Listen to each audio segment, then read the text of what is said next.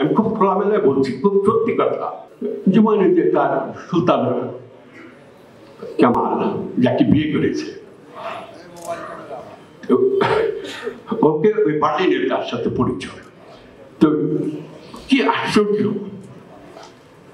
আমাকে আমি একদিন জিজ্ঞাসা করছি, আমাদের সাথে মিনু বিল্লা ছিল, তখন নাচতেন।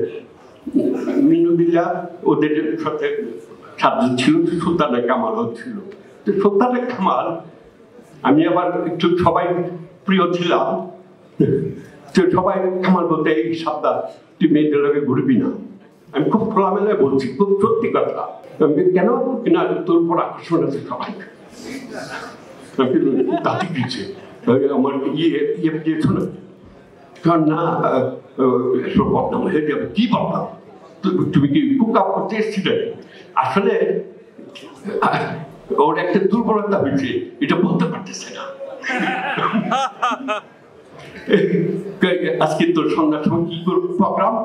আমি নয়, আমি একটা গ্যালারি আউটডোর আছে, হাজার হাজার মানুষ, চারিদিক থেকে মানুষ, ফেস্টিভ্যাল হচ্ছে, তো ছবি টবি আঁকি, আবার সব অটোগ্রাফ দিয়ে দিয়ে দিয়ে বিদেশি, সব বিদেশি।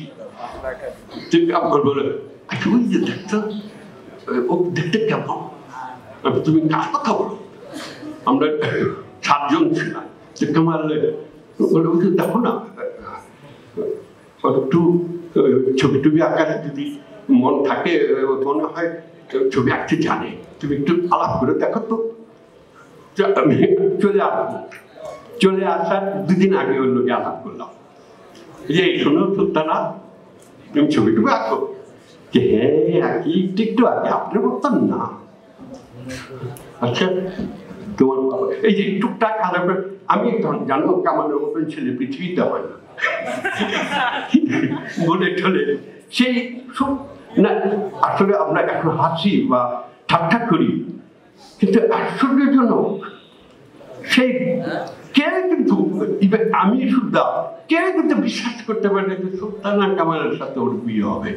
কেন এই যে অনেক অনেক কিছু বলেছে কামাল এই করে, আসলে কামালের মতো ছেলে, মানে এই যে বঙ্গবন্ধুর ছেলে বলে তা নয়, তার যে একটা বললাম না ক্যারিজমেটিক, ও কোনদিন অবিশ্বাস্য মনে হবে, কোনদিন বোঝা যায় না যে সেই বঙ্গবন্ধুর ছেলে রিক্সা রিক্সা দিয়ে যায়। এটা কি আগের একই, এই যে জিনিসটা কঠিন। আজকে জন্মদিনে আমি বলতে চাই, উনি বঙ্গবন্ধুর ছেলে ভুলে যাও, কিন্তু একটা মুক্তিযোদ্ধা, না গেলেও তো চলতো। আপনারা সুস্থ থাকবেন, ভালো থাকবেন। বঙ্গবন্ধুর জয় বাংলা আমরা এগিয়ে নিয়ে যাব।